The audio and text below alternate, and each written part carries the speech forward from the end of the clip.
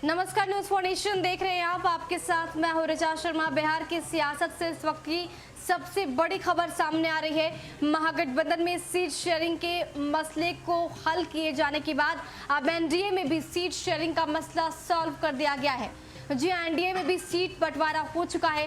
हालांकि seat sharing में चिराग पासवान की पार्टी एलजेपी को आउट रखा गया है और इसके साथ ये भी बताया गया है कि जेडीयू और बीजेपी बराबर बराबर सीटों पर चुनावी मैदान में उतरेगी। जी हां, जो प्रत्याशी जेडीयू या फिर बीजेपी की तरफ से होंगे वो बराबर बराबर सीटों में ही चुनाव में उतरेंगे, ऐसा कहा जा रहा है। ये कहा जा रहा है कि जेडीयू 119 पर चुनाव लड़ेगी, वहीं बीजेपी भी 119 पर, और जो 5 सीटें हैं वो जितन राम मांझी को मिलेगा। यानी कि अब कुल मिलाकर एनडीए में भी सीट शेयरिंग का जो फॉर्मूला है वो गढ़ दिया गया है और जो न्यू फॉर्मूला है वो 119, 119 और 5 का है। हालांकि अब तक चिराग पासवान को इससे आउट रखा गया है। एनडीए की सीट बंटवारे में लगातार भाजपा अड़ी रही, जिसका फायदा ये हुआ कि भाजपा को भी उतनी ही सीटों पर चुनाव लड़ना है जितनी सीटों पर जदयू लड़ेगा। बात ये आ रही थी कि जदयू भाजपा से करीब 15 से 20 सीट ज़्यादा पर चुनाव लड़ना चाहती थी, लेकिन भाजपा नेता सीट का बंटवारा बराबर बराबर करने पर अड़े रहे। इसी वजह से यह मुद्दा लंबा खींच गया। अंत में यह फॉर्मूला सेट हुआ। मैराथन मीटिंग के बाद भाजपा नेता देवेंद्र फडणवीस और भूपेंद्र यादव दिल्ली के लिए रवाना हो गए। शनिवार को पटना के रूपसपुर के एक अपार्टमेंट में जदयू और भाजपा के नेताओं के बीच करीब 5 घंटे तक मीटिंग चली।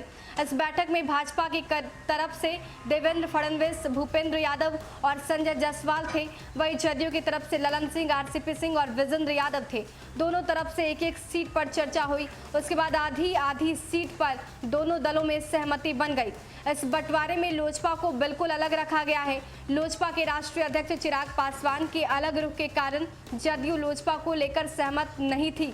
बात यहां भी अटक रही थी कि ऐसे में भाजपा ने अपनी आधी सीटों का फॉर्मूला सेट कर दिया और जदयू के सामने ये प्रस्ताव रखा कि लोकसभा के तर्ज पर ही विधानसभा सीटों पर चुनाव लड़ा जाए, जिसको अंत में जदयू ने माना और फिर एक एक सीट पर चर्चा करके इस पर सहमति जता दी गई। यानी कि अब एनडीए में सीट शेयरिंग का नया फॉर्मूला बन चुका है। इस फॉर्मूले पर गौर करें तो जेडीयू और बीजेपी बराबर बराबर सीटों में अपने प्रत्याशियों को उतारेगी। 119 सीटों पर चुनाव लड़ेगी और इसके साथ एलजेपी को आउट रखा गया और जितन राम मांझी के कोटे में 5 सीटें गई हैं। हालांकि अब कहा जा रहा है कि बहुत जल्द फर्स्ट फेज को लेकर उम्मीदवारों की जो लिस्ट है वो भी अब जारी कर दी जाएगी। देखना दिलचस्प होगा कि आगे की रणनीति क्या कुछ होती है। फिलहाल के लिए इतना ही। बने रहे हमारे साथ और देखते रहे न्यूज फॉर नेशन। नमस्कार।